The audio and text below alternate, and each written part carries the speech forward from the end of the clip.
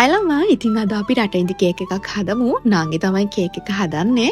මුලින්ම සීනි ඇස්ට්‍රා මෙන්න මේ ටික හොඳට ගහගෙන ඊට පස්සේ පාපිටි, බේකින් පවුඩර්, වැනිලා, බිත්තර මේ විදිහට normal butter cake mix එක හදා ගන්නවා.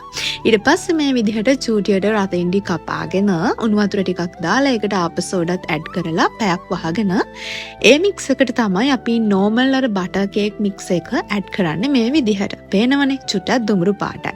ඉතින් තව රස වැඩි වෙන්න මේ විදිහට පුල් දොස්සි චූටියට කපාගත්තු කෑලි මුද්ද රස පලං ඒ වගේම තව රස වැඩි වෙන්න අපි චූටියට කපාගත්තු පාලතුරු කෑලි චූටියට කපාගත්තු කජු කෑලි ඇඩ් කරා.